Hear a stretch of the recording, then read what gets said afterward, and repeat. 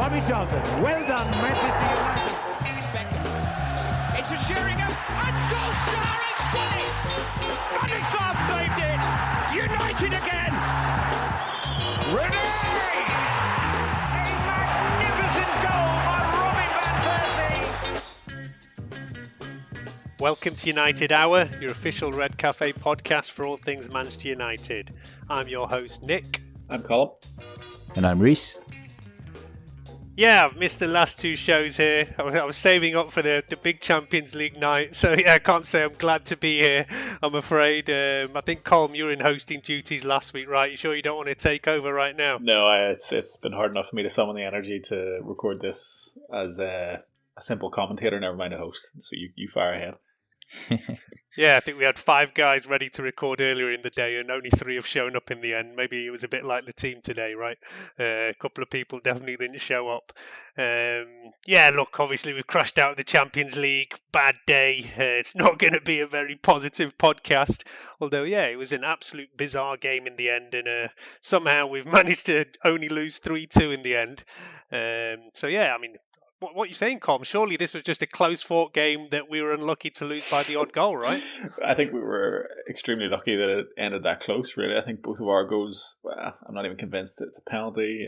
The Pogba header, okay. But it was an odd game in that, well, I think it's always going to be an odd game when a team goes up 2-0 so quickly in such an important game. I mean, both teams were obviously coming out with very defined parameters for what they had to do. Obviously, Leipzig basically had to win to guarantee themselves a place in the next round, and we could draw or win, which is always one of those very difficult situations to manage at the best of times.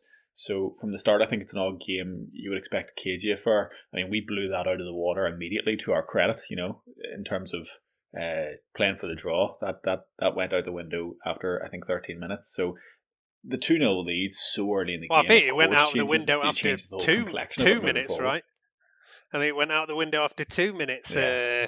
I mean, I know, Reese, yeah, we'll get into the tactical side of it, because I know you wrote quite a lengthy kind of pre-match thing over here about the different sides, different options.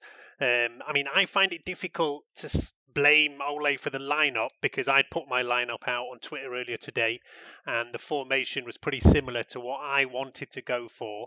I did have Tuanzebe in my team, and I did have Henderson in my team. It was kind of over doubts over who was actually fit and all. But I thought in the end, because we were missing Cavani, missing Martial, that they didn't give us that many options. But really, yeah, it meant we were looking at kind of a diamond, or what we've ended up going for is obviously 3 at the back. And that's what I thought was the best way to go about this game. We needed a draw. I thought we could defend, keep it tight. But look, like you say, after 2 minutes, it's literally gone out the window. And then, yeah, the big question mark is, should Ole have changed it earlier? I mean, like I said, Reese, I know you looked at quite a lot of the tactical options here before, and I think you did think, like me, that Ole was going to set up like this with 3 at the back. And in the end, yeah, it's been a disaster from the start, hasn't it? I didn't have any issue with the shape. 3-5-2, considering the personnel we had, seems quite logical. The only other option is potentially a diamond, which a diamond is very similar to a 3-5-2 anyway, especially the way we play it. The issue I had from prior to the game, and I kept picking this out, was this dilemma between Matic and Pogba. And you went with the Matic option, and I just felt like that's so negative, because when you play with 3 at the back, if you then put 2 shielding midfielders in front of it, as we've seen from England performances, there's just no way of getting out from it. So it works to the extent that if you are able to not concede a goal, then you're always in the game and you're making it difficult. But once you concede, and especially if you concede as early as you did, and I put this on Twitter, it's so hard to then change your mindset and also change the way that you play to then become more proactive, because you've already put all your eggs in one basket with that starting lineup and made all the lads believe we're going for the draw here. We've got to basically try and keep a clean sheet. And when that goes out the window, it's really hard to then change things around. And we saw with Mourinho, when he used to manage us, he tried to instill the same mentality at United, and we just kept conceding, and then we had to keep trying to change our mindset to then become positive. It's really, really hard to do that. It's a gamble. So I would have started with Pogba to begin with, despite all these issues with Raiola, etc. Because I think with three at the back, you need much more risky and creative midfielders in front of it. But yeah, I think we saw even after the bench options came on that even if Ollie had gone for a different shape, it looks like he would have gone with Van der Beek rather than Pogba. Whether that's down to what his agent's been on about or not, I don't know. But yeah, I didn't think Pogba deserved to start this match anyhow, and would have gone with Van der Beek if it was going to be a different shape. But yeah, in the end, look, that's what he's gone with.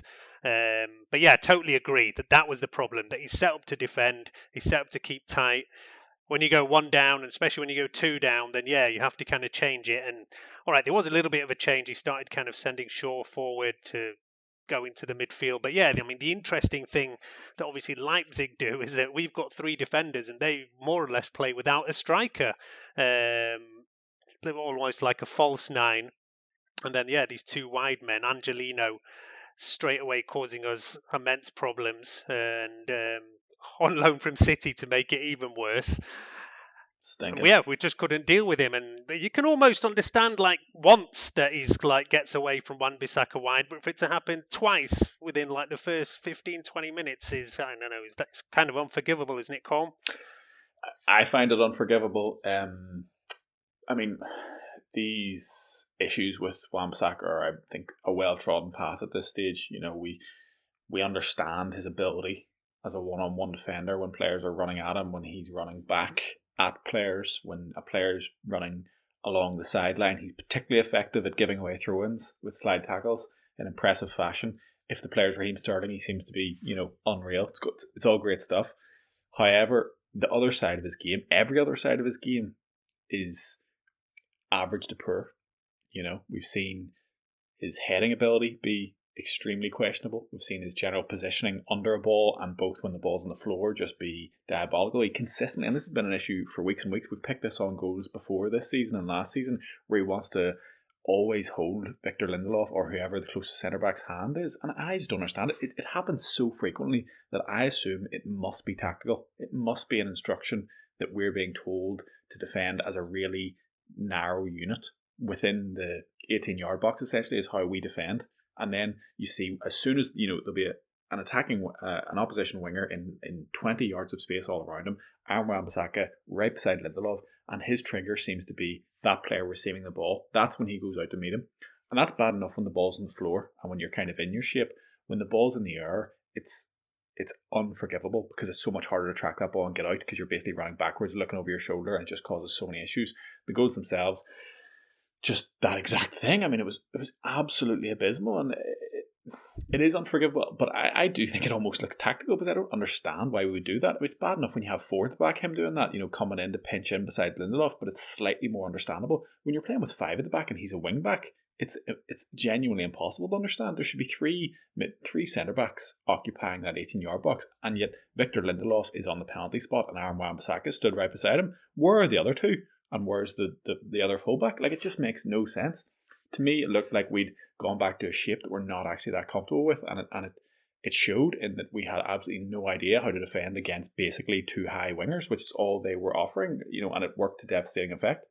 After about 20 minutes, he stuck Aaron Wan-Bissaka on Angelino and just basically told him to follow him around, essentially, and it worked far better. But, where was that for the first 20 minutes? Angelino is their top goal scorer this season. They play in a rigid and defined structure every single week. We knew what we were getting. It wasn't a surprise. It wasn't some tactical coup by Nagelsmann, although I do think, he obviously set up his team extremely well. That's how they play. That's where their threat is. All the post-match was about Angelino being their top goal scorer coming in from the left. And we serve up that in the first 20 minutes. It's abysmal. Yeah, on Angelino, there isn't any kind of excuse for it, and yeah, I totally agree with you. I mean, you had an interesting debate, I think, with Ashwin on the last show, didn't you, all about Wan-Bissaka? Yeah, I mean, Ashwin believes him to be the best defensive right back in the English Premier League, and he still believes that. Well, I actually think he's been very good recently, and he did a damn good job on Angelino in the first game. We didn't see much of him at all in game number 1, so we can play against him. And they were both playing in the same position and not the same setup exactly, but yeah, they were against each other. I think he's been very capable defensively this year, generally speaking, but there's howlers, frequently enough to give me concerns. You're right. It is a big question over why is Angelino given, yards and yards of space? I mean, he's hugging the touchline. And as you say, if we're playing 4 at the back, you can kind of understand that Wan-Bissaka might not be that far out. But when we're playing 3 and he's a wing back, then yeah, really, there is no excuse for him not being out there. And so we have seen this in other games as well. So I don't know. You could be right. It could be tactical. But I also think part of it goes down to that we're just changing our formation so often now that the players are just a little bit lost with it, because even just in the space of more or less the last week, we basically played like a diamond, then our more standard kind of 4-2-3-1, and then today we go into 3 at the back. And I just think it's a bit too much chopping and changing, and especially as well when certain players are out, so you're chopping and changing personnel as well, and it's just obviously become a bit messy. And whatever it was, they weren't playing that formation well. And we have played that formation well before. We set up like this against PSG earlier in the season and defended well. As I said, my only question mark is how come Shaw is playing in this game when he's been out for a couple of weeks. I expected it to be Tuanzebe. And, I do think that especially for goal number 2, you're like, where is Shaw? And you said as well, even like, the positioning, there's definitely big question marks over how it's being played over there. I just think, moving beyond even the specifics of, like, look, Aaron Wan-Bissaka deserves a pan, I think, for that defending. But, he has been decent. There's issues right across that back line in today's performance. And I think when you as a manager are saying, I'm going to pick 7 defensive players and be solid, which was the idea, to then look so completely not solid, holes all over the place, not able to pick up the right men, too narrow, too wide, gaps in behind, and to concede so easily and be so porous. And, we should have conceded more in that first half, comfortably. There's one where he puts just past the right-hand post where De Gea is rooted to a spot because he can do nothing about it, And there was obviously the offside goal. So, it's not just those instances, but when you pick 7 players to be sound and then you're so porous and so leaky, that hints at bigger problems, And they're not problems attributable to just Aaron Wan-Bissaka. Yeah, definitely. You can't. Aaron Wan-Bissaka has to do better with the cross on the second one, but you don't blame him for there being a double up at the back post, and that's not up to him over there. But yeah, look, Ole definitely has to take criticism today, and I'll give a shout out to Scottish Dave, and I gave him a lot of stick earlier in the season when we smashed Red Bull at home because he'd been talking up Nagelsmann back then. But yeah, look, Nagelsmann is obviously a damn good manager, and today he's outdone us completely. It's kind of almost, I say it's game over after like 20 minutes, but the game didn't actually go like that. Like I say, the script couldn't have been written for this one. As I say, Reece, we've talked a lot already about Wan-Bissaka and Angelino, but I know it was something you'd even picked out pre-match that was going to be one of the key battles. And then game 1-1, Wan-Bissaka did a good job on Angelino, but today both the goals have come from that side. But I do think a lot of credit has to go to Leipzig. I thought both goals were very good. They started so well. We just couldn't keep up with them. We weren't good at all, but they were actually very good. So it wasn't about us just giving away mistakes. They were on top form today, right?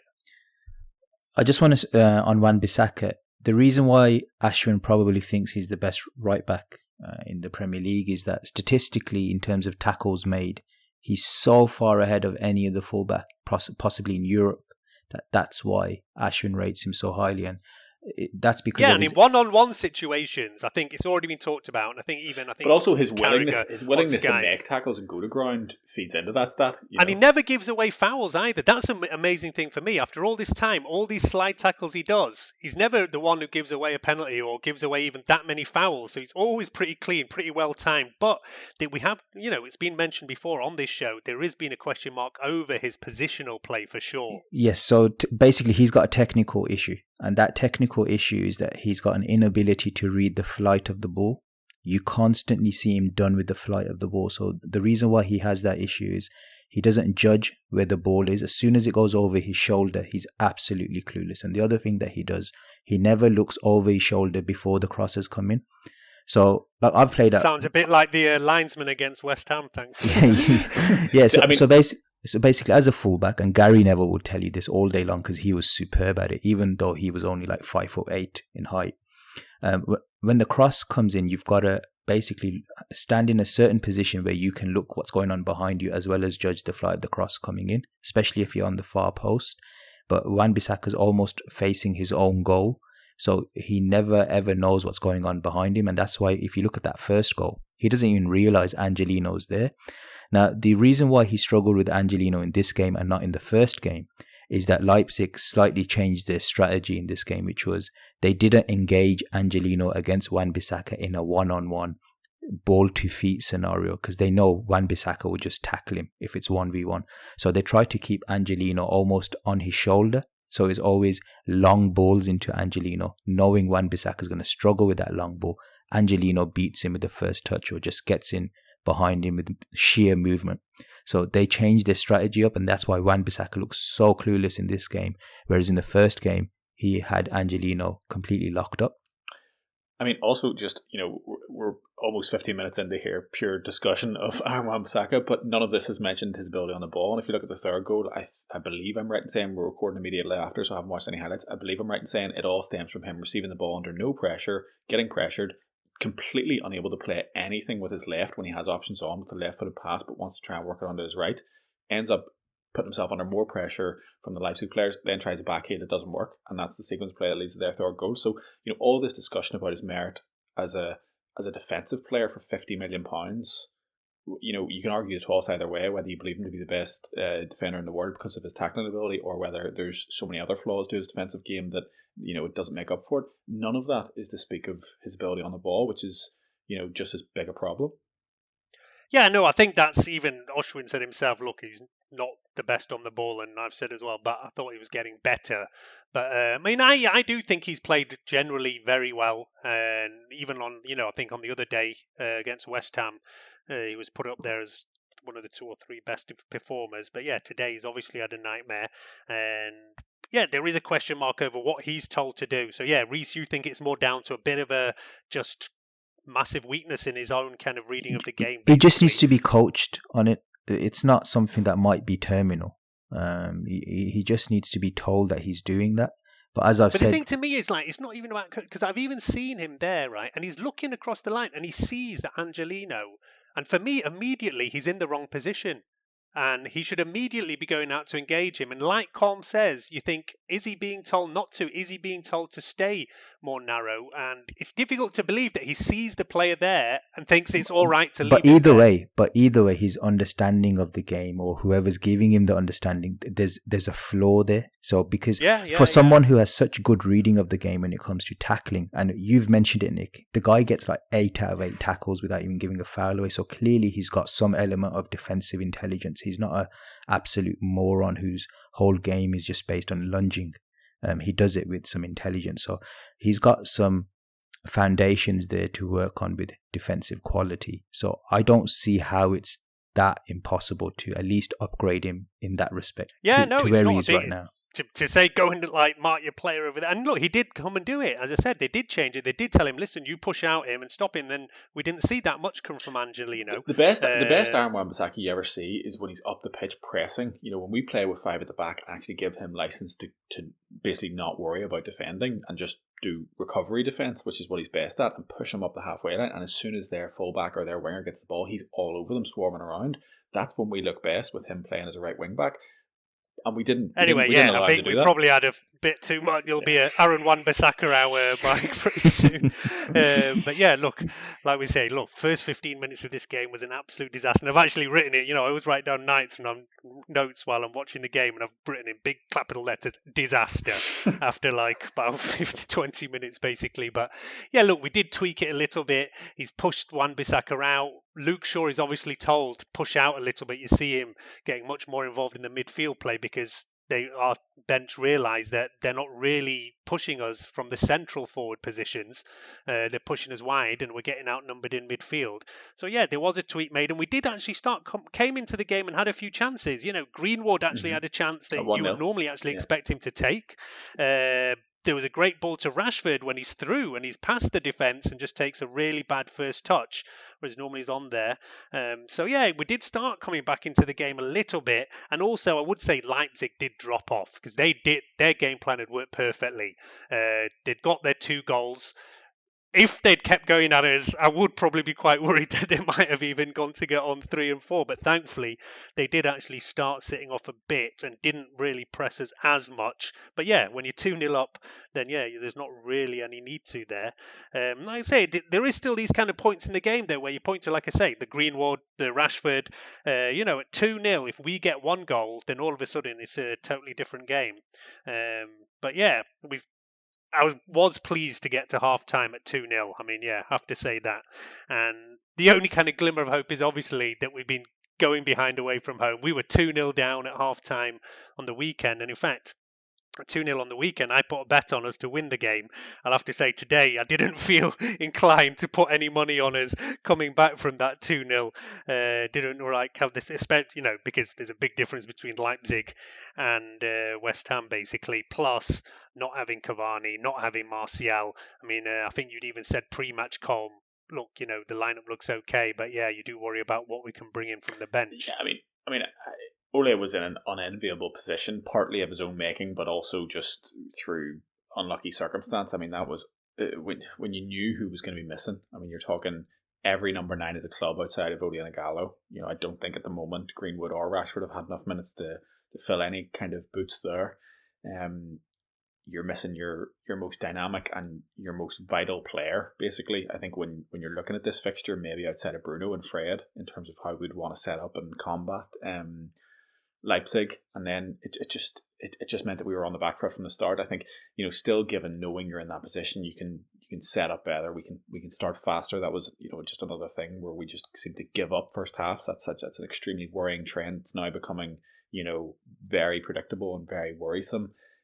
But it was just it was a very difficult spot for Ole to be in. As we alluded to at the start of the show, now the selection sounds awful, but in reality, that's what 9 out of 10 people would have selected, with probably the only difference being people going for Van der Beek over Matic, or some people like Reece allowing Pogba to play football for Manchester United again. Fair enough, but not allowed anymore. That's one player that you're saying you would change. Now we might recognise that the impact of that one player and in general setup of having those two more negative, poor passers of the ball in terms of moving us forward was a big part of the issue, which I think it was. But Ole just didn't have hundreds of options, and then as you allude to, even then, I mean, people are obviously wondering why we made 3 defensive subs. I think with going through every fullback at the club, seemingly, for looking for dynamic changes to win a game. There was no one else. Mata is the only one I think that should have been brought on. I think even maybe Lingard, it doesn't quite make sense to me, although they have been, I mean, Lingard,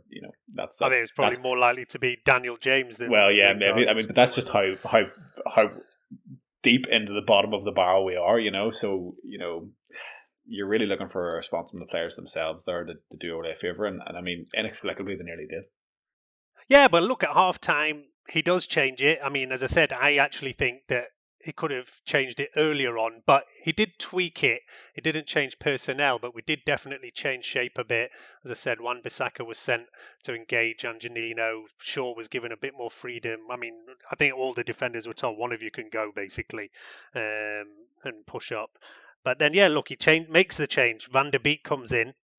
I was slightly surprised it was for Telles. I would have actually taken off Shaw straight away because he's not played for a couple of weeks. I thought he was definitely out of position for the second goal. Even the first goal, maybe there is question marks over who's where or whatever. But again, I do think that for the first goal, you have to give a lot of credit to Leipzig. It was a great ball, a great finish. So yeah, Ole does make the change at half time. I mean, yeah, you might argue that he could have done it sooner, but he did tweak a few things, and we weren't as bad in the second half of the first half as we started. But yeah, it would have been difficult to be. So yeah, Van der Beek comes in. I was slightly surprised he comes in for Telles because I actually thought he might have taken out Shaw or even maybe Matic. But anyway, Telles goes out, and yeah, maybe he's played a few too many games recently. But yeah, the big question, Reece, do you think that it would have been Pogba if it hadn't been for all this crap with his agent yesterday? Yeah, I do think it would have been Pogba. I reckon Pogba would have started the game if it wasn't for the whole agent shenanigans as well. So I think that Raiola statement, I think it's played a big part in United not going through tonight. I can't stand the fat bastard, I'm going to be totally honest with you. Where you get that from, Reece? Where you get that from, Reece? So, yeah. I blame that whole situation. It did force Ollie's hand, and I knew Ollie would basically take the higher role type of thing and think, no, I'm not going to play you from the start. But I just thought if he was a bit more pragmatic, we've seen situations, for example, where Wayne Rooney was holding the club to ransom and Fergie understood that winning was more important than looking embarrassed, if that makes sense. And he played Rooney when he needed to, and the club was better for it. Even though in the long run it probably wasn't, but in the short term he did what he needed to do. And I think Ollie should have just swallowed the bitter pill, just get us through today, and then get rid of Pogba in January. Who cares? No, but you see, I don't think Pogba would have started this game anyway. I don't think it's anything to do. I think he would have. He's not been in the team recently. He's been coming from the bench. He's not been a choice recently. Why would he start this game? He hasn't started a game apart from coming in for a rotation for weeks, and he's been injured. I don't even think he was in contention to be starting this game, and I'm pretty sure Ole would have decided who was starting this game before even the West Ham match. And I think prior to the Raiola comments, I think, yes, Pogba hasn't started all this season. He's been coming off the bench, all that kind of stuff. However, he did just play a game in which, whilst he didn't play that well in the first half, he then had a big impact on our performance, and I think played the full 90 against West Ham. And I think Ole would have been waiting this season for a performance from Pogba to then, engage him into the team, essentially. And that's not even taking into consideration the lack of options we had in that midfield today due to Fred being suspended. So I think when you take into account the West Ham performance, the fact that, But don't you think that because Fred's suspended, that he has to go with the other two defensive players? No, I don't think so. I think Ole would have recognised that he still needs to play football at some stage. I don't think he would have, and I don't think he would ever want to start Matic and McTominay in the same team, because Ole has to know the issues that causes the team. It just puts far too much pressure on Bruno. If Fred was and it cuts him available, off, it wouldn't be the first choice. But if Fred played, we would have gone 4 at the back, and we would have had maybe an additional wide player. But then again, Martial and Cavani being injured, I think because Martial and Cavani are injured and Fred being suspended, that's why for me the only logical solution to that is either you play Van de Beek or you play Pogba. The reason why I said Pogba would have started is because his previous performance against Leipzig was outstanding. Plus what happened at West Ham, he made 103 passes, completed 91, scored a great goal. So I think most tackles. Yeah, so I think this game would have just been perfect to just slot him in because of the thing with Pogba is, yes, we know he's got his flaws, etc. But with a 5-man backline behind him and this type of game where everything's riding on it, I think he would have just. And look at his second half performance. He was a big force for us in that second half. Well, yeah, look, let's talk about the second half. I mean, he didn't come on straight away. So let's say I thought we were better straight away, right? With Van de Beek coming in, he started pushing him behind. He got in good positions a couple of times. Immediately, we were looking better. We barely even had got the ball into their box. And we must say as well that even though we talked a lot and blamed Wan-Bissaka and whatever, players like Bruno, Rashford were giving the ball away whenever they had it. They weren't making the passes. So, yeah, it was a poor performance all round. It wasn't just down to and it wasn't even massive defensive mistakes, as we see now and again. As I say, it was actually good play from Leipzig. So, yeah, we have to say that it wasn't happening for us at all. But we do know, like you say, when you have Matic and McTominay, you don't expect there to be any creativity, and then so you're just hoping for something special from Bruno, Rashford or Greenwood, and that's kind of what it comes down to. But yeah, I thought as soon as that change come in, and remember Pogba doesn't come in till the 60th minute, so already for 15 minutes I thought we were better. But Nagelsmann then makes a change, and which is quite interesting because you don't see that so often. When a team is 2 up, after I think 55 minutes, he makes 2 changes and brings in Kluivert, takes out 2 of their kind of attacking players and brings in that bigger Danish centre forward Poulsen. And it's kind of like for like in a way, but it does really take the impetus away from us straight away. So, it's these interesting changes, talking about how good a manager he's supposed to be tactically and all. And these are the kind of things that you do actually see and he needs to be getting credit for. After that, like I say, it becomes a game of chess. And then Ole 5 minutes later takes out Shaw and brings out Pogba and Williams for Matic and Shaw. And then again, we started having a little bit of play. What, you're putting a lot of that down to Pogba, Greece? Not just Pogba. I thought obviously the attitude of the whole team had changed. The way that we were playing in terms of how high we were up the pitch, everyone just had a spring in their step because suddenly they've been told to be proactive, go for it, and that just changes everyone's positioning, the way that they receive the ball, the way that they look for the ball and look for options. So the manager's words obviously had an effect on them, and they probably should have started with a more positive attitude anyway from the first half. But either way, statistically, we were so much more dominant in the second half that to the extent where the overall game's XG, we ended up beating Leipzig. So really, I haven't even looked at what's the XG. We ended up with like almost a point more in terms of XG than they did. And also, if you look at the statistics from the second half, I think we had 67% possession, and we just dominated them in every aspect of the game. So based on the overall stats of the game, we probably should have won.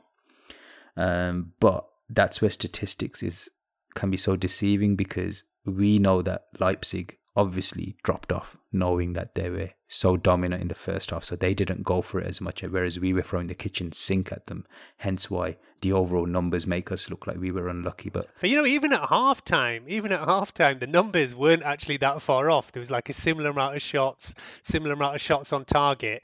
Of course, theirs were clean finishes, whereas Greenwood was the only one who managed a proper effort from us, even though we had a couple of openings. But we understand why games that are 2-0 after 12 minutes might not statistically skew in a very accurate manner. It changes the whole complexion of the game, and all the statistics that follow are derived from that basis of 2-0 down. That's how football works, and that's, it's not, I don't think it's something to cling on to as if it's some great achievement of ours tonight, Yeah, no, it's just interesting to look at the numbers. But yeah, obviously they're going to sit off. They don't need to do anything else. We have to go for it. But yeah, we did have a lot of pressure. We weren't creating so many clear-cut chances, but we were getting in decent positions. We were getting a lot of corners, starting to force a couple of free kicks. And yeah, one thing to mention that, how many corners do we have, and they're just awful, one after another. Like, it's disappointing. As you say, the pressure was good. They were getting a lot of niggly fouls, as they're wont to do. They're that kind of team, and really a team that gets that many chances from such good positions, corners, but also a lot of free kicks from dangerous areas that we just never really looked all that threatening on, and a lot of set pieces around the box. I mean, Bruno absolutely rattles the crossbar as well at one stage. So there were a lot of fine margins in the game. That was the kind of point, actually, where Bruno hits that crossbar and you just go, today is not our day. Yeah, turn it off. See you later. Yeah, exactly. It's not going to happen for us today. And because, it was so perfectly hit and just literally an inch different, a little bit more spin. That's in the back. We're back in the game. And what happens instead? That's even it. It's not even just the fact that Bruno hits the post. It's that they go straight up the other end and get goal number 3. And then, again, I've written in big capital letters, game over.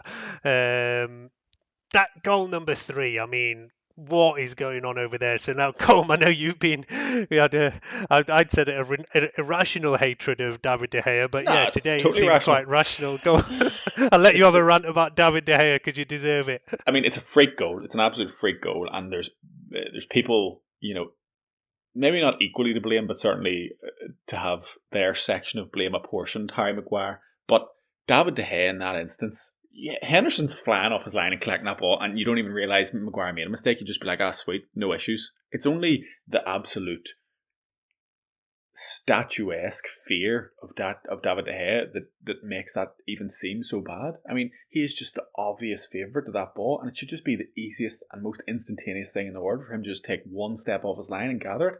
The fact that it's not even that he's beaten to the ball, he's not contesting the ball.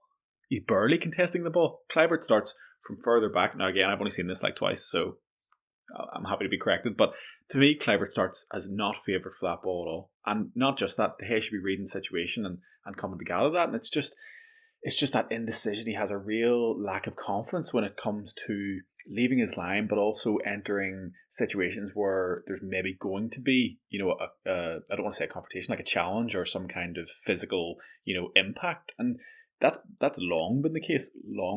And again, it's proved fatal. And, for Kluivert to be able to sneak in with a toe and get that little lob over him, which is a very good finish from him, and he had an impact, it's great. But just such a gut punch, such an absolute gut punch to be let down again in that manner at a time when, okay, it was still 2-0, but we were going into the game, and you do feel that and as it's played out, we could have had the result that we needed, if not for that error. And it's reductive to put the fact that we lost 3-2 down to the fact, of the third goal, but, it obviously played a part. But that is the killer thing, though, when you look back at it, somehow we did get back into this game. And in the end, for it to be a goal like that, it's actually the goal that sends us out of the Champions League, is an absolute killer. The only slight thing I can say for De Gea is that it's pretty clear that he doesn't shout that he's taking the ball, and I don't know what kind of communication there is then between Maguire and him. And does Maguire know where Kluivert is? I don't know. I think Maguire does have a chance to clear that ball if he wants to, but I think he thinks it's a pretty easy take for De Gea. Is that how you read it, Reese? I don't know. I felt it was more Maguire's fault. I think he should have just cleared it.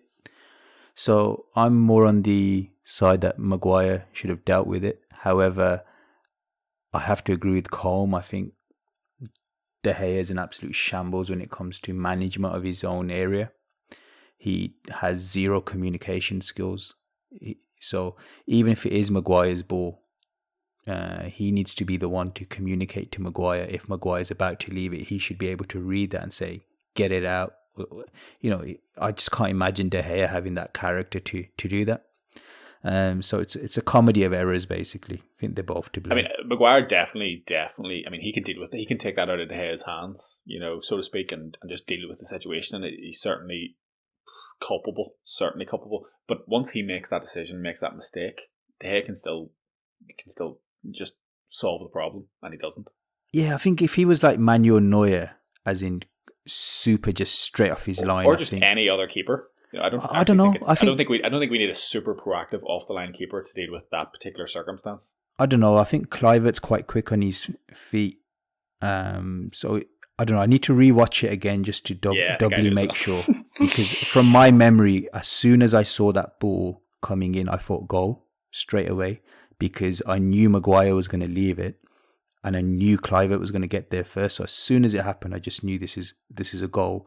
And my memory of it was that I was watching, and it just seemed like a little pause in time where the second passed. Definitely. I was looking at the head, and I was just looking at him like, why aren't you moving? And it just seemed like it was like a second that lasted an eternity, And I was just like, I should see movement from you, and then the rest of it plays out like time goes normal. Yeah, no, again. Listen, I've watched it a few times, and Maguire has an opportunity to clear that for sure. And then the biggest issue is that there's no communication, because I don't see Maguire shouting to De Gea, and I don't see De Gea claiming it either. But then, De Gea either maybe has to tell Maguire, clear it, or it's mine. Really, the instruction, that's it. Who's in charge at that point? And somebody has to be making a shout, and neither of them do. Maguire leaves it. De Gea is slow off the line and a bit weak as well. Definitely criticism there, and, you just think it's game over. Get him dropped. Henderson in. Well, yeah, look, let's see from there. I actually had Henderson in my lineup because I thought he did fine on the weekend. It'll be interesting to see where Ole goes from there. Up till now, De Gea has been all right this season, even though I know you've given him a fair bit of criticism, Colm. I don't totally agree with it, and I think he's had a good season in general. But yeah, look, anyway, as I said, you think it's game over and that we're just going to now play out this game and it's going to be awful. But then all of a sudden, from nowhere, you mentioned this before, Com, that Ole makes two subs that everybody's like, look, what's the point in those subs? Two basically defensive substitutions, like for like. Fosu Mensah comes in, Tuanzebe comes in, Wan-Bissaka goes out and Lindelof goes out. And I can only really assume that he's a little bit worried about us conceding even more and heads going down. Somehow 2 minutes after that substitution, and now you might start saying inspired substitutions from Ole, we get a penalty. There was quite a bit of debate about this penalty. In the olden days, you would have actually said that this is shoulder to shoulder and that is not a penalty. As I say, nowadays, even I'm not sure, and even a lot of players say we don't know what the rules are anymore and what is and what isn't. And there's definitely things that would not have been given, I was going to say 10 years ago, but even 2 years ago, because I'm basically talking pre-VAR, that are given now. Reece, do you think that's a penalty? I don't see that as a penalty. I think, you mentioned shoulder to shoulder, but I don't even think it was that shoulder to shoulder in terms of being a vicious shoulder charge. I just thought it's two players sort of colliding with each other, but not even that much. And I just think Greenwood went down quite easily.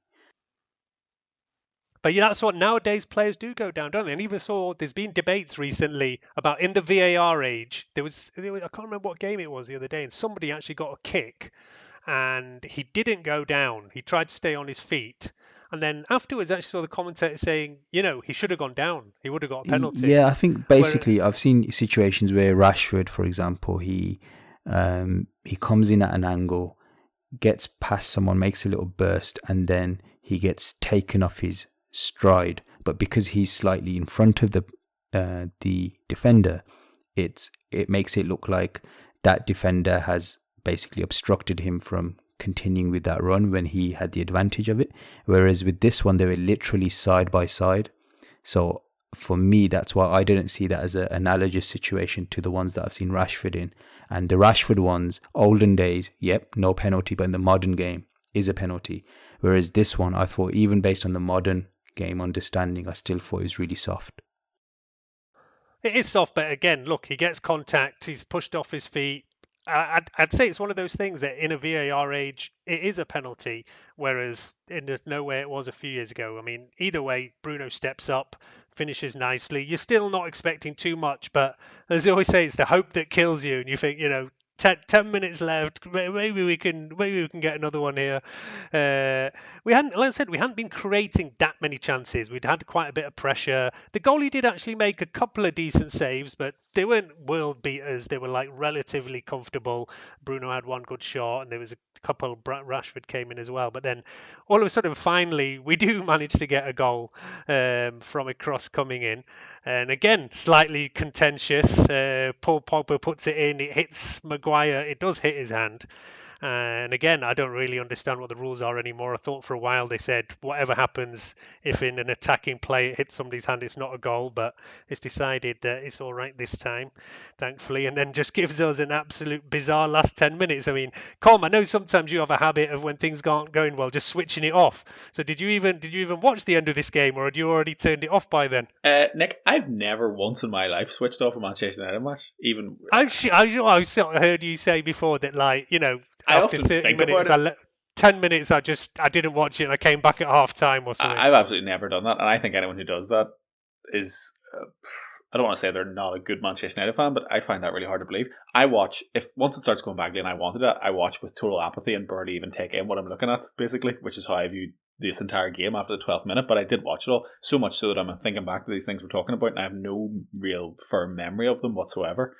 But I committed to the 90 minutes and stared with glazed eyes at the screen, thinking about how depressing watching Manchester United is sometimes. But I sat there and my eyes were looking at the screen for the whole 90, Nick, and I can guarantee. But anyway, Dan, tell me what were you thinking after Pogba scores? Not much, to be honest. I didn't think we were ever getting back into this game, and the goals were kind of like a little chuckle to me, just like a haha, look, we're almost even going to pull this out of the bag, because I never felt we deserved it, Nick, really, to be quite honest with you, and that might be unfair of me.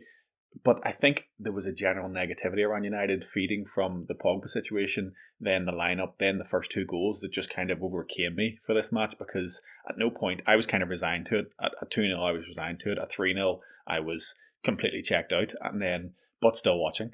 And then when the goals came, it just seemed like more of a laugh and a giggle to me. I didn't really ever feel like Leipzig were in real danger, even though I'm sure they were. I mean, it was sort of played out that even after that goal, we really struggled to have any composure in the next sort of remaining 7 or 8 minutes plus the injury time, and that was really disappointing because it was there, but it kind of we did. We created. We had more chances after that. We actually had a couple more chances after that. What were the chances?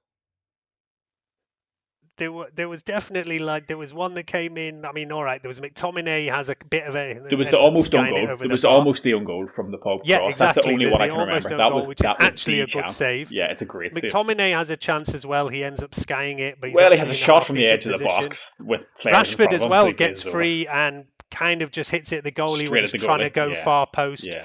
We had chances. There was definitely, and they were as good at any chances we had in the first half. To actually none of them were as good as Greenwood's chance. Not by far. far. Okay. Yeah, okay, maybe not Greenwoods, but yeah, they're, like I said, they're shots on goal that can definitely be done over there. So we've definitely had opportunities to actually draw this game, which actually say would have been absolutely crazy. I'm just generally fatigued. It's even ruining comebacks for me now, if you know what I mean. In that we keep putting ourselves in this position, and like I said in the last pod after West Ham, after a game like that, although you're going to pick it apart and wonder how we were so awful in the first half, you have to just enjoy the comeback, because anytime you get a comeback like that is a great thing. But see at 3-2, I was like, see if this third goal goes in, I don't even think I would really be celebrating, because there's so much wrong with how we start games, how we're playing, how we're constantly being in these positions, that it's actually, for me, ruining comebacks to have to be in that position so often, because it's not any kind of quality statement about your team, and it just shows a complete lack of control that we have, or a complete inability to get ourselves up for the first 60 minutes of a game, that we have to be losing by 2 goals to engage any kind of response in how we play in terms of playing positive good football. So I think that's just where my feeling in this comes from, that I'm even at that point where, yes, of course I want to go through in the Champions League, but at some point how you're doing it matters, and how we're doing it is I think abysmal. that's a little bit unfair because, and it was actually interesting, 'cause I don't know if you saw like the pre-match press conference, Harry Maguire was asked this question about, why are you so inconsistent? And he basically said, you know what, we're not inconsistent. We've actually got a pretty good record for most of this year. He said we started the season badly, but we've actually been pretty consistent. And he said, and on the comebacks, we've actually played pretty well. Like, when we were like losing to Southampton, I actually thought we played pretty well. Against West Ham on the weekend, we were awful in the first half and deserved to be losing. Yeah, last week we lost to PSG, but we actually played as good of them, is not better. So I don't know. I think that being a little bit harsh about our recent kind of form that I actually think has been pretty decent in general. But today, yeah, we were absolutely played off the park in that first kind of 25 minutes, and the game was basically done because of that. But then, you look back at this Champions League group, and losing away to Red Bull Leipzig is not actually really where we've gone out of this. No. And because they've won every game at home this season, every single game at home, they've won it. Just drew 3-3 with Bayern. I mean, literally the best team in the world. They're a proper good team. Yeah, there you go. So yeah, this is not we've lost it. I mean, you look at that awful just joke of an Istanbul result, and then yeah, I'd say last week where we were just really unlucky that we actually played really well. A little bit of finishing from Martial or whatever, it could have been a totally different result, and that's in the end of the day where it's gone. And yeah, we don't even get on to mentioning the bizarre scenes that were going on in the other game tonight, because that was the other slight glimmer of hope at some point where you said, well, if Istanbul can do something or whatever, maybe we can still go through. But that's actually not even possible now, even though that game has not been played, and I understand it's going to be played tomorrow. It doesn't even matter now because we're already out. And again, yeah, it actually goes back to that third goal that we end up conceding to PSG. It's so crazy when you look at these small moments of what actually makes the difference again. It was that third goal that put them ahead of us head to head that made the difference. But like I said, we don't know what happens in that game because they've obviously, for anyone who doesn't know, the game was abandoned with like allegations of racism coming from, I think, from Demba Ba, from the Besiktas, not Besiktas, Istanbul Başakşehir bench. And so, yeah, it's difficult to know exactly what's gone on over there, and I'm sure it'll all come out in the next few days. But a strange situation and a lot of heightened sensitivities at the moment about everything to do with racism and discrimination. Like I said, at the moment, don't really want to say too much about it because it's not too clear what exactly has gone on there, but something to do with something said by the fourth official, basically. And both teams apparently agreed that they wanted to go off from it. So yeah, we'll see what goes on over there. But I see now chat from various people saying I'm done with Ole now. And for me, that's a little bit ridiculous that, at the end of the day, I know we've gone out over here. It's very disappointing, but I still actually think that we've been playing pretty well and doing pretty well recently. As we talked about in the league, if we'd win our game in hand, we're actually 2 points off top spot. So to start talking about sacking the manager to me is a bit ridiculous. But it seems to me every time we have a bad result, everybody just says Ole out. And there seems to be a whole load of people who are just waiting for that bad result every time. I don't know. Yeah, for me, like I said, I'm not even doesn't make that much difference to me this result, even though it's disappointing. I still think that Ole should be given the chance to go till the end of this season. I'd expect him to get top 4 minimum, and if he doesn't, then yeah, fair enough, it's time for a change. But yeah, I don't really see that from one result here that it means the manager needs to be changed. I agree. I mean, I think anyone.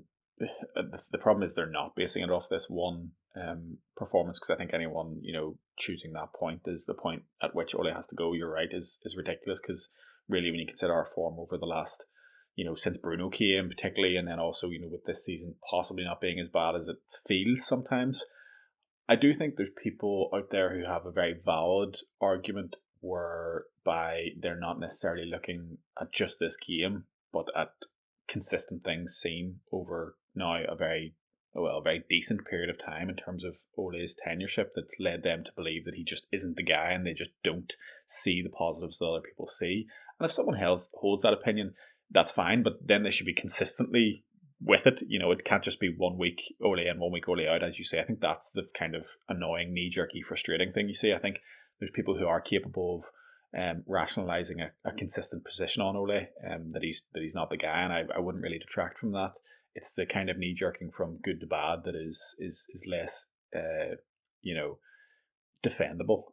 For myself, I think he, barring a disaster in the league, he should see out the season, because I think, although I do have grave concerns about his really, end game in terms of Ole being a man that can deliver you silverware that we want at United, I do think anyone who can't see the positive stuff he's done at the club, both in terms of general structure, general atmosphere, transfers, individual progression of players, and our results, is being probably a bit disingenuous. Do I think he's the guy? Ultimately, the jury is still very much out, and tonight has done absolutely nothing. This Champions League campaign has done absolutely nothing to change my mind. Yeah, and I think that's fair. That's fair. And the right person has to be available, and if he isn't, then Ole is so much better than so many other options. Those being sack Ole now and get whoever, Allegri, whatever else. I do think that's not a healthy decision, if that's the decision we were to make. Say if we lose to City, I'll tell you why. Like, we keep getting these extreme things, and it's because we don't draw games. We only win or we lose. It's like, all right, we drew 0-0 with Chelsea, and today we needed a draw. But that's why we get this like extreme things, because we keep going from wins to losses. That is a huge bugbear for me at the moment. It is a bugbear, but just think that that's why our points looks okay, because say like 2 of our losses were draws and we won one less game. Yeah. It's the same amount of points, yeah, but you don't feel as bad about it, because when you lose, you really do get that throw your toys out the pram. And sometimes nowadays it's funny, because we've been trying to record our podcast straight after matches, and you have a lot more emotion, a lot more disappointment. Last season we were often doing like once every week or 2 weeks, and you're kind of going over 2 or 3 matches, and you get a different perspective on it. And it is kind of normal nowadays that when you lose a match, you're pissed off, and you're gonna like get some outpouring, and maybe the next day you think about it a bit differently. It's those kind of emotions in the moment that does make the difference. So I can understand, and especially nowadays with the social media, where immediately everybody's giving all their opinions out there within just seconds of the match finishing. But it's divisive, because you have people who think it's all Ole's fault, and then you have people who think it's all the players' fault. And it's just that's such a black and white view, and it's neither. A different manager could possibly get more from this group of players. Certainly some group of this players possibly shouldn't be United and aren't able to be relied upon. So it's a great many things. I do think there is a general upwards trajectory. However, it just seems to me at the moment like we just can't control anything. We can't control the way we play. We can't control how we start a football game. We can't control our defence. We can't control how consistently we can produce good attacking performances. And I get that happens when a team is in transition. But like, for the quality out there, should it be happening this often? It's just tricky. It's tricky at the moment, For me, as I said before, the biggest problem for me is how much we're changing formations and changing everything just too much and too often. And that is what is kind of making it difficult for to get any kind of consistency, to get any kind of flow in our game. Just quickly, Reese, because I do want to move on to previewing the City game, but where are you at right now on Ole after this, going out in the Champions League? I think I'm Ole out now. I was Ole in, but not in the sense that I've always thought Ole's the man. Yeah, you've always been kind of around where Colm said actually that I've always thought that was your opinion, that I'm not Ole out, but I don't think he's actually The right the man. best option for Yeah. us long I mean, term. You've always been around that kind of way. yeah, I've always respected the fact that for the first time I can actually watch United matches without wanting to kill myself. So I gave him the benefit of the doubt in that respect, because Moyes made me want to take heroin, and Van Gaal made me just want to die of a coma, and then Mourinho just made me want to punch every single vase that I've got in my house. So, compared to those guys, Ole doesn't make me angry at all. I like him. And for that reason, I've always given him the benefit of the doubt. And to be honest with you, I lowered my standards in terms of what I expected. So I've never really been screaming my head off Ole out after any given result. But I think one thing all fans we struggle with is this perception of how you start a game seems to be more important than how you end a game, when in reality, each minute in the game should be as much value as any other minute. So if your first half performance is shocking and your second half performance is great, then surely they cancel each other out. So it shouldn't be the fact that, just because Leipzig started the game well and United were better in the second half, Leipzig's performance should have more value because it was in the first half. That shouldn't be the case. But my issue is that it's what Cole mentioned. There's a lack of control, which suggests a lack of a philosophy and a tactical ability on how to control games. So there's a lack of elite tactical awareness in that respect to take you to title winning levels. So if you want us to be a Liverpool, if you want us to be a Man City, if you want us to be one of the biggest clubs in Europe, there's got to be that element of control. And I personally don't see how we're ever going to get that with someone like Oli in charge. I think in moments he's shown passages of quality management, but there's not that overall 90 minutes of complete dominance from, I don't see that on a regular enough basis for me to recommend him as the man for the long term. And the reason why I've given up on him after today is, I just saw it coming in terms of going too negative with the lineup. And I think it's what Cole mentioned, this being exhausted with having to come back all the time. And, I want to see, I don't mind the odd comeback, but I want to see us controlling games for 90 minutes and to know that we've put in a quality performance 9 times out of 10. Whereas at the moment, it just seems like every game we look so dire and then we come back. And for me, that just, it shows why they're relying on luck. I do think, today, that if we'd had a full squad available, I don't think Ole would have played like this. I think we would have had a very different lineup, and we would have had a more attacking lineup and gone for the game a bit more. But I don't think our squad was that weak. Forced. It's not about it being that weak, but it's about who are we playing? How many? Who are we playing? Name me 5 Leipzig players before today, or before we drew them in the Champions League. Do you know what I mean? I mean, I just don't think that holds wait water. a minute. Leipzig were semi-finalists last year, so you don't. But through their actual great team, but they even they've lost. They haven't got great individuals. They're just a great coached team.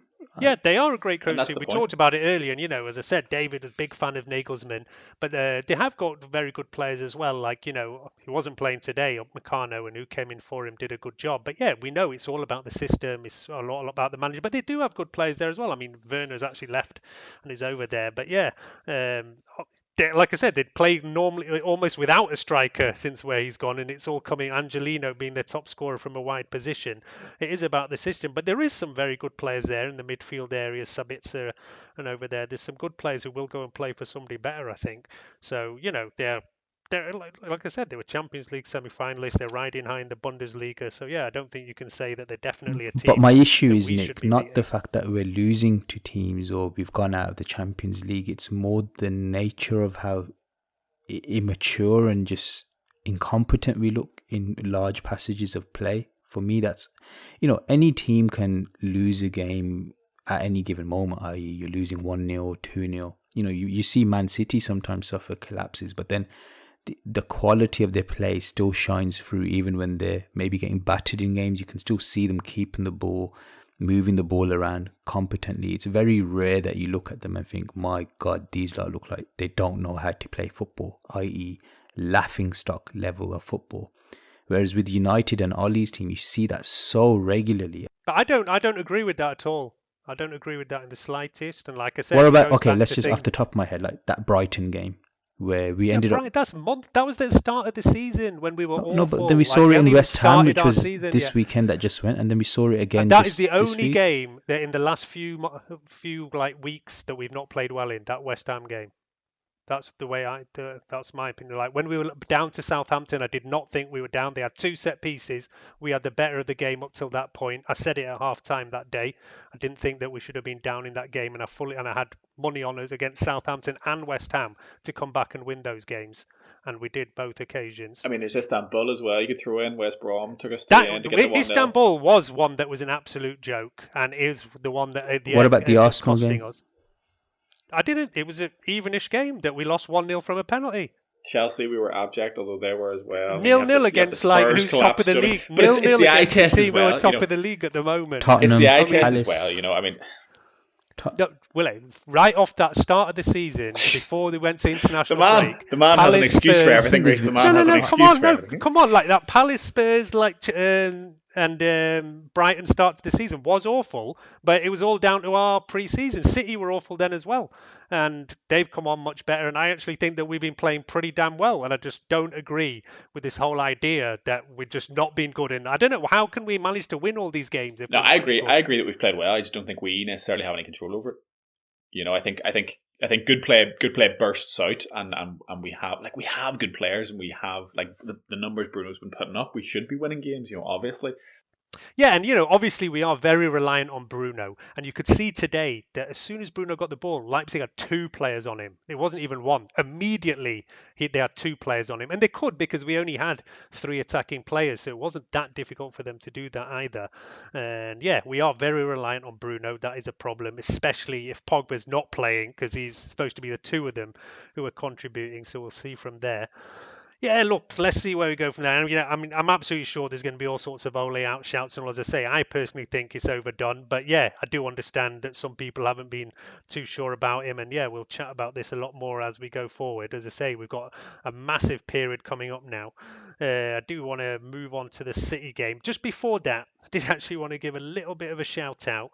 If anybody's looking for some Christmas presents, there's a guy called Jake who's going by the names of Footy Mats.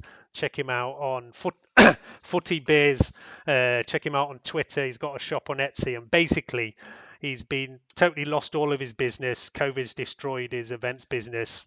No work, no income, and he's gone into designing beer mats to try and make a side thing. And he's actually made some really brilliant United beer mats. He's got a whole set from the 99 treble winners year. I think we've all had a look at them and we're pretty impressed. Yeah, they're class. Really good design there, good names. There's Ferguson, Keane, Schmeichel, and then Beckham, Scholes, Giggs in the set over there. So yeah, if you're, like I said, perfect little stocking fillers for Christmas. I'll post it on Twitter and Facebook. But yeah, he's at Footy Beers and has an Etsy shop on there. So yeah, well worth a look over there. And yeah, good luck to Jake. As I say, a lot of people struggling in COVID times with work, and also yeah, wanted to give him a bit of shout out there. But yeah, look, let's move on to our next game, which is Manchester City. And this is why I find it difficult for people to say Ole out, because at the moment we're ahead of Man City in the league. And is anybody going to say Pep Guardiola out? We're sat pretty well in the league at the moment. The results are good, but it is a big game now. He's only won a few leagues, hasn't he? Yeah, I think if all things being equal, if Ole had won a couple of Premier League titles in the last 5 years, then I dare say the general consensus on him would be maybe slightly different. Look, of course, I'm just saying, how can you be talking about when we're like up there at the moment in a decent position in the league about sacking the manager? To me, that's just bizarre. I can understand people are disappointed when you go out today and we end up in the Europa League again. I already had texts from Arsenal and Spurs fans saying, "Welcome home. We'll see you in the next round." But yeah, that's where we're at. But yeah, also you say, Reese, about had to lower my expectations. But yeah, this is actually the reality of that. We haven't actually been in the Champions League for 2 years in a row since Alex Ferguson left, which is a crazy stat when you think about how we were just in it every year, every year, every year. And in the three And times we've been in it, we've only gotten out of the group stages once, and then we went out, I think, immediately, didn't we? No, Ole did that PSG mega game that then took us through. That's the best we've done since. Yeah, I think Mourinho flopped out to Sevilla, wasn't it? That two double header over there that was poor. But yeah, those are the. And then it was Van Hal. It was a similar situation to this where we went to Wolfsburg needing a result in our last group game and messed it up over there. So yeah, those have been the times. But you're right in saying we're not a team with current Champions League pedigree, so we like the expectations. But the expectations are set after the two results being 6 points, in the group. Yeah, that's right. Because it's true, at the start of this, a lot of people were saying we're not going to get through this group. Well, I told you guys in the previous Champions League podcast, I didn't expect United to get through. So the exit from the group is neither here nor there for me. It's more about the overall perception. Well, it's because we won those big games at the start. Then we kind of thought we were through, because then we had our easy games against Istanbul, and that's where we managed to mess it up completely. And yeah, you look back at games like, let's say you look back at games like that, and you look back at actually playing well last week, even against PSG, and I think it's not all about just today. But yeah, at the end of the day, the result is we're not through, and the manager has to take some blame from there. Is it enough blame to say you're getting sacked? For me, no. But anyway, look, like I say, let's look City coming up now. We've had a good record. He's got a damn good record against Pep, almost too good. I think Ole's won 3 times versus 1, I think. I probably should have looked these things up, but I was just so depressed after the game, didn't go and do the usual form lookup. But yeah, off the top of my head, because yeah, we had a couple of cup games against them, that even though we did win that one leg, we were kind of already done in the leg before. But then yeah, in the league, Ole's had a damn good record against Guardiola. In fact, the best. I think he's still the only person who's beaten him twice, home and away, in a season. And yeah, we're sitting above them in the league at the moment, which is, like I say, Reece, why I find difficult for anybody to say it's time to be changing the manager. We are sat in a pretty good place, but at the same time, the league is very bunched up. A couple of bad results one way, you can be falling. I think last week they said that our result was we could have been as high as 3rd or as low as 13th. We're sat pretty well over there, but we have to pick ourselves up straight away and get straight back on it. And it's a crazy schedule coming up now. Christmas games, I think we play like more than every 3 matches basically. And this will be the period which then really tells us where we're at. Because at the moment, like I say, so many teams are bunched up. 1 or 2 matches here and there you can fall 5-6 places. And as we come out of this Christmas period is when I think we really have to get an idea of where we're at over there. I mean, how confident are you going into this game, Cole?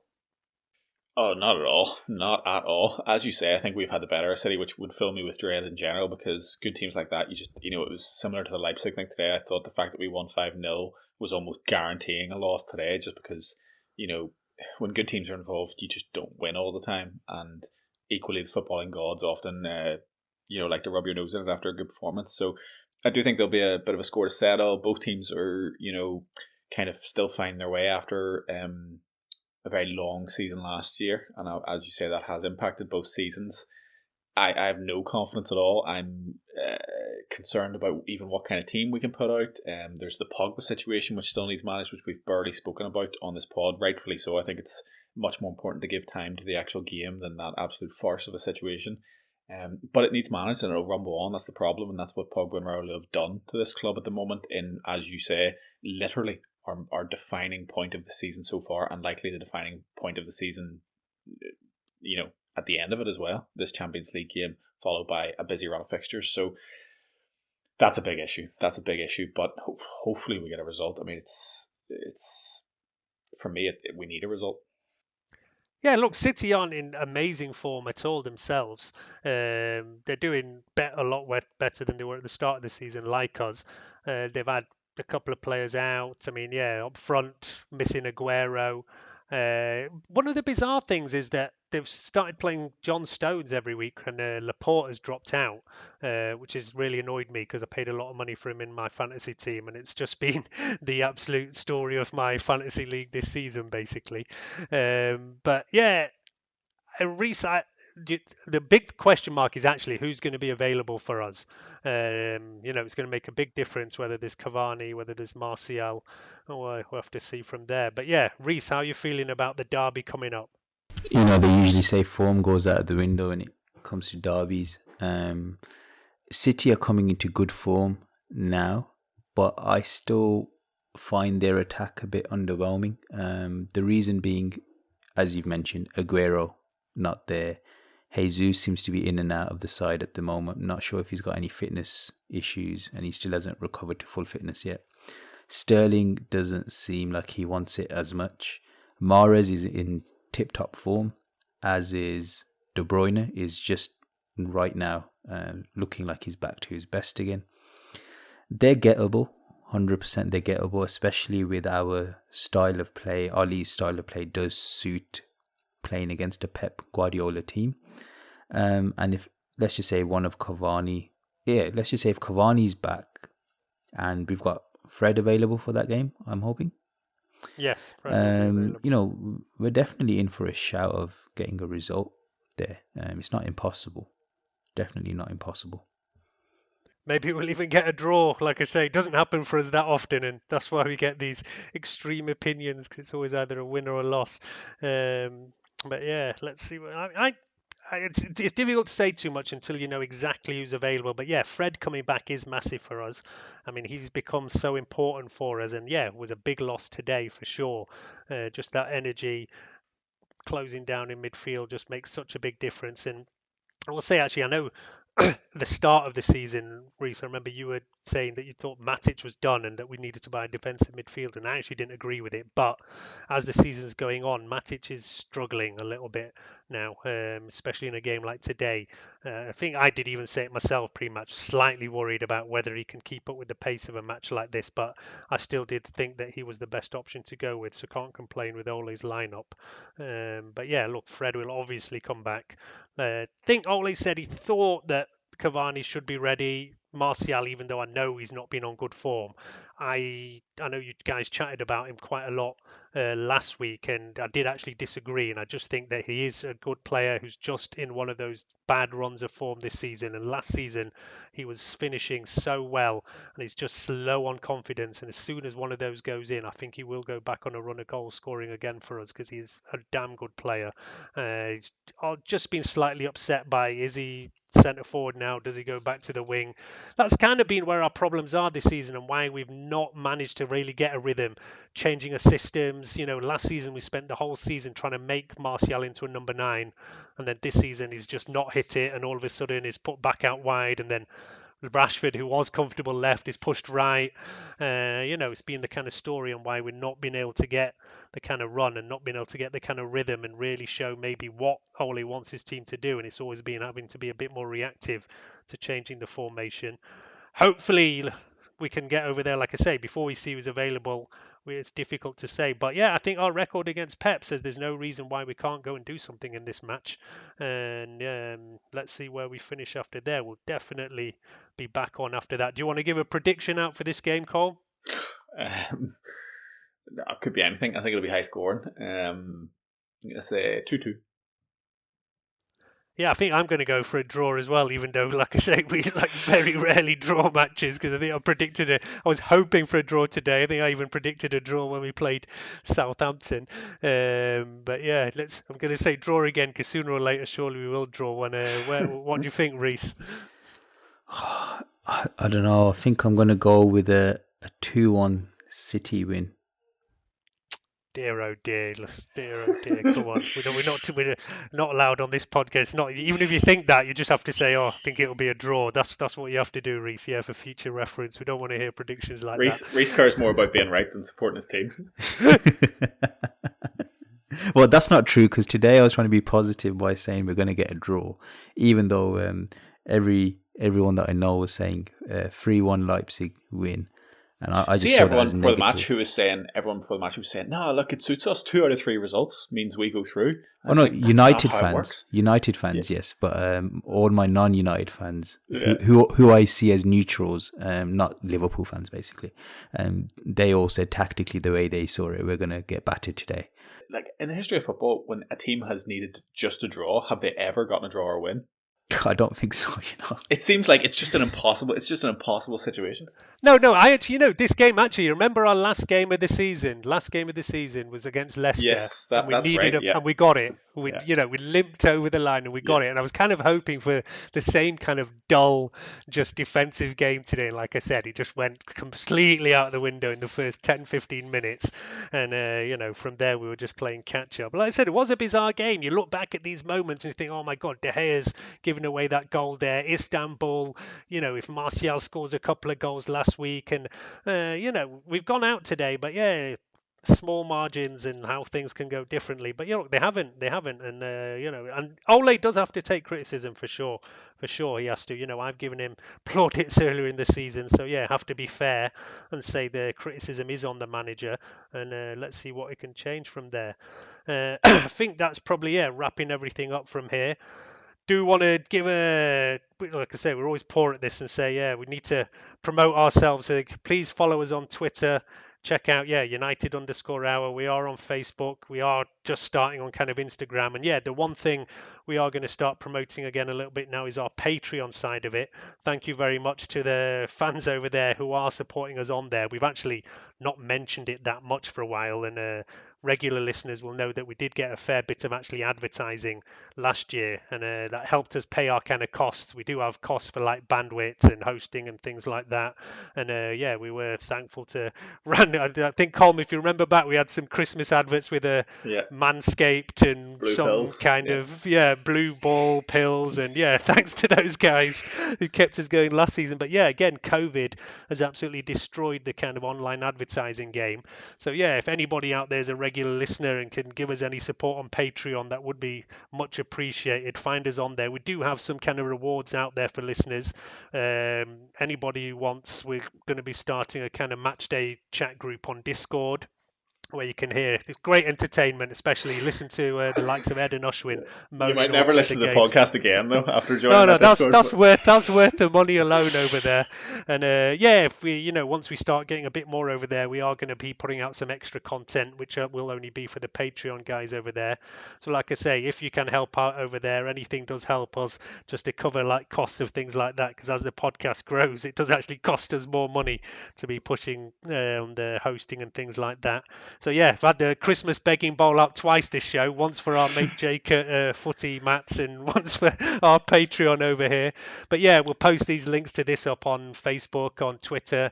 Please do, check out everything over there. Give us your feedback over on Red Cafe if need be. And look, we'll be back after the Manchester derby. Hopefully something more positive. And look, bad day today, but it's not the end of the world. Still plenty to play for this season. Smash City, it'll be Ole in. We'll be high on life again. Exactly. 100%. All right.